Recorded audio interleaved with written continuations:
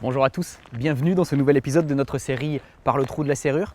Point de départ aujourd'hui, le jardin public de Cognac, et je vous propose d'aller dans un lieu encore mystère et dans un lieu évidemment particulièrement intéressant parce que situé en plein centre-ville mais parfaitement inconnu du public, un vrai petit trésor.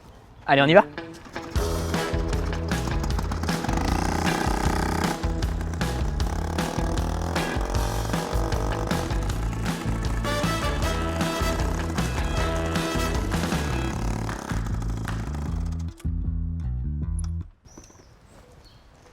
Nous voici au Logis des Tourelles. Alors, le Logis des Tourelles, c'est une appellation contemporaine. Aujourd'hui, le site est une maison d'hôtes, mais cet endroit témoigne d'une histoire bien plus ancienne.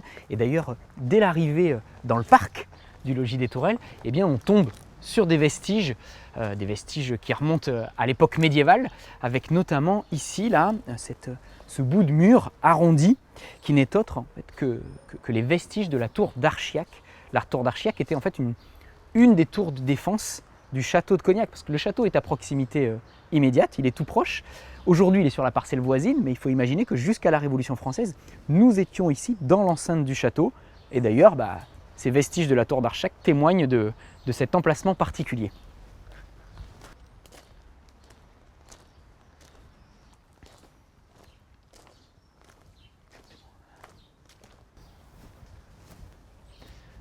On se retrouve dans le parc de l'actuel Logis des Tourelles, le parc qui faisait partie encore une fois de l'enceinte du château, le château qui est tout proche, et ce château qui va être vendu comme bien national à la Révolution française, qui va être morcelé en plusieurs parcelles, et l'une d'elles, en l'occurrence celle-ci, va être achetée par un certain monsieur Caminade, et c'est sur cette parcelle qu'il va faire édifier, donc probablement au tout début du 19e siècle, eh bien, son hôtel particulier, avec cette façade autant remarquable que surprenante dans le sens où en fait elle se laisse découvrir qu'une fois que nous sommes devant. Et là il y a quelque chose de très cognassé dans cette idée de patrimoine caché, de patrimoine discret.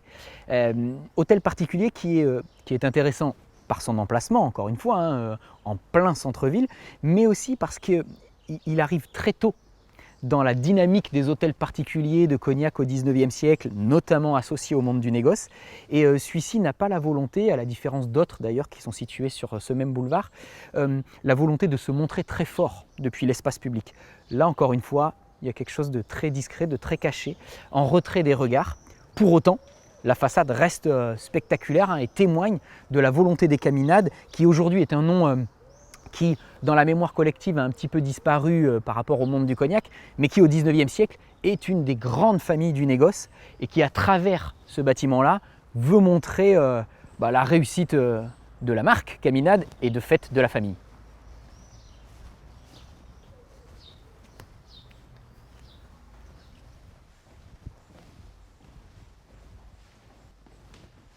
Depuis sa construction, l'édifice a nécessairement connu des travaux, des réaménagements. Il n'empêche qu'il conserve un certain nombre de vestiges, notamment dans la décoration intérieure, qui témoignent de l'intimité, du quotidien des Caminades qui ont vécu là. Ils se sont succédés tout au long du XIXe siècle. C'était la même famille qui habitait cet hôtel particulier. Et parmi ces vestiges, on a là ces deux paires de colonnes qui en impose et qui marque l'entrée, en quelque sorte, l'entrée à l'intérieur de l'édifice et puis l'entrée aussi dans les pièces de réception où on imagine assez facilement que les Caminades recevaient leurs familles, leurs amis, mais aussi les clients qu'il s'agissait de séduire.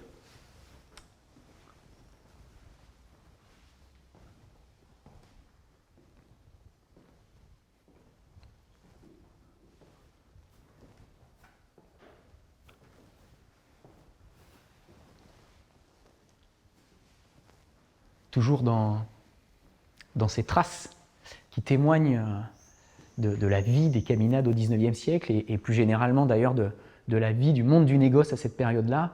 On est là dans un des salons de réception où on note les moulures au plafond, les trompes d'angle, mais aussi la cheminée particulièrement imposante qui dispose même d'un réchauffe-plat.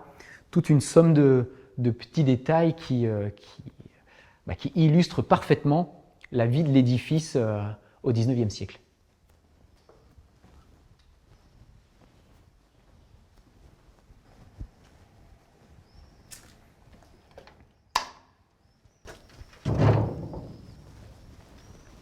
On se retrouve de l'autre côté du logis des Tourelles. On est ici côté rue, toute autre ambiance, hein. La ville est redevenue omniprésente. La façade est peut-être un peu moins spectaculaire que l'autre, et encore que, hein, on est face quand même à une très belle façade du 19e siècle. On retrouve aussi la proximité avec le château. Et petit détail intéressant, me semble-t-il, c'est que à l'intérieur du logis des Tourelles, on observe ça et là quelques pierres de réemploi qui datent en tout cas de périodes plus anciennes que la construction du logis en lui-même. Et ces pierres de réemploi proviennent peut-être, probablement, du château lorsque celui-ci a servi de carrière de pierre au moment de la Révolution française. Et c'est ici que se termine cet épisode de notre série Par le trou de la serrure. Moi, je vous donne rendez-vous très bientôt pour de nouvelles aventures patrimoniales.